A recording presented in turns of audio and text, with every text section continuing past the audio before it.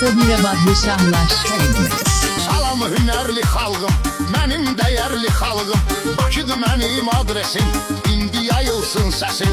Qoy bütün ünvanlara, dəyərli oğlanlara, yazdım həmişə xoş gəlan, sözümə eləyirəm davam.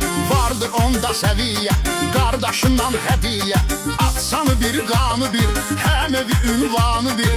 Qardaşıdır şücaət, söylədiyim rəvayət, hədiyyədir birbaşa, qardaşından qardaşa. Nazım haqda söhbətim, yazdığım rəvayətim, səs salacaq hər yana, uğur Azərbaycana. Bir yaraşıqdır əlbət, başladı indi söhbət. Deyim bu qəhrəmanı, Brokloen tufanı, Sadıqov Nazimim var, sənlə edirik iftixar. Rəqibə zəhmdi duruş, sanki poladdır vuruş, verib zəfərdən xəbər, çıxanda hər bir səfər. UFC-də meydana, lərzə salır hər yana, qalmaz adın kənarda, keçən yarışmalarda. Deyərəm adını 100 dəfə, qalibi 8 dəfə. Sadıqov Nazim olmuş, o çox döyüşə qoşulmuş, sevir tanışı doğması, 2 dəfə var boğması. Muhtanı məğlub etdi, öz gücün subut etdi.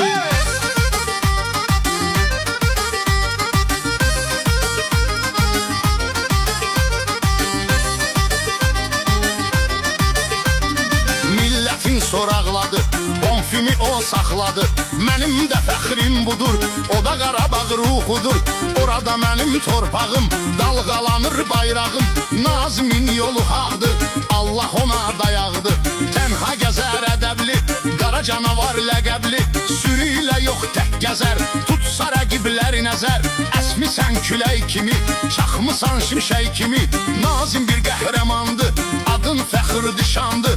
Dünya eşitsin səsi, zəfərdir hər kəlməsi, döyüşdü ciddi Nazim, ərdi giddi Nazim. Yorulmasın qolların, açıq olsun yolların, daim irəli ey igid, biz sənə verdiyi ümid.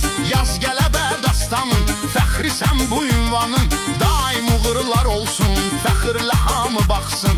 Eşq olsun bu qüvvətə, fəxrsən bu millətə. Sənin ucadır atsanın, özün tanıyan oğlanın, yanındasan hər zaman, sadəliyindir nişan. O cürudar vuran yox, qarşısında duran yox, budur meydan fatehi, yazır döyüş tarixi. Gözlərində var iner, rəqibin edər dərbədər, özünə zəfər yolu açır, rəqiblər ondan qaçır. Alqış bu istedadə, vardır onda iradə, layiqdir ona sözlər, zirvələr səni gözlər.